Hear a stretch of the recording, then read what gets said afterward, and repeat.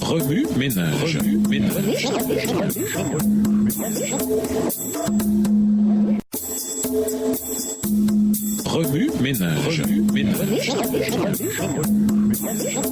Bienvenue à notre émission Remue ménage. Nous voilà la leçon de mardi. Investiguer. Lisons Colossiens 2, les versets 6 à 10, Colossiens 3, les versets 8 à 11, Matthieu 22, versets 36 à 40, Romains 8, les versets 28, 31 et 32, Éphésiens 4, les versets 11 à 16. Colossiens 2, les versets 6 à 10. Ainsi donc, comme vous avez reçu le Seigneur Jésus-Christ, marchez en lui, étant enracinés et fondés en lui et affermis par la foi, d'après les instructions qui vous ont été données et abondez en actions de grâce. Prenez garde que personne ne fasse de vous sa proie par la philosophie et par une vaine tromperie, s'appuyant sur la tradition des hommes, sur les rudiments du monde et non sur Christ, car en lui habite corporellement toute la plénitude de la divinité. Vous avez tout pleinement en lui, qui est le chef de toute domination et de toute autorité. Colossiens 3, les versets 8 à 11. Mais maintenant renoncez à toutes ces choses, à la colère, à l'animosité, à la méchanceté, à la calomnie, aux paroles déshonnêtes qui pourraient sortir de votre bouche. Ne mentez pas les uns aux autres, vous étant dépouillés du vieil homme et de ses œuvres, et ayant revêtu l'homme nouveau qui se renouvelle dans la connaissance selon l'image de celui qui l'a créé. Il n'y a ici ni grec, ni juif, ni circoncis, ni incirconcis, ni barbare, ni scythe, ni esclave, ni libre, mais Christ est tout et en tous. Matthieu 22, les versets 36 à 40.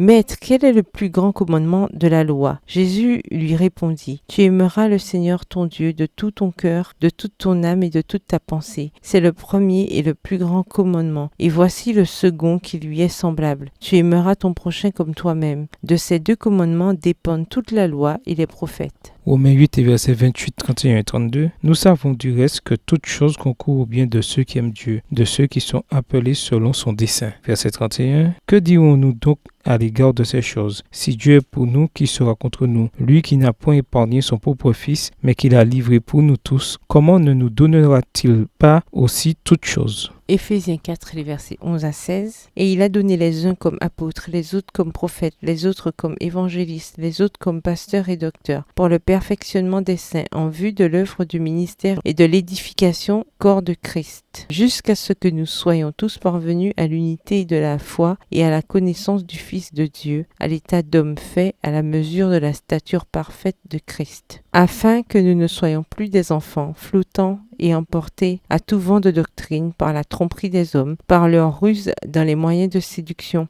mais que, professant la vérité dans la charité, nous croissions à tous égards en celui qui est le chef Christ. C'est de lui et grâce à tous les liens de son assistance que tout le corps, bien coordonné et formant un solide assemblage, tire son accroissement selon la force qui convient à chacune de ses parties et s'édifie lui-même dans la charité. Remue ménage, quelle relation ces versets ont-ils avec le passage principal? Quels autres versets ou promesses vous viennent à l'esprit en rapport avec Colossiens 1, les versets 9 à 20? Au revoir. Et à demain si Dieu veut. Remue ménage. Remue ménage.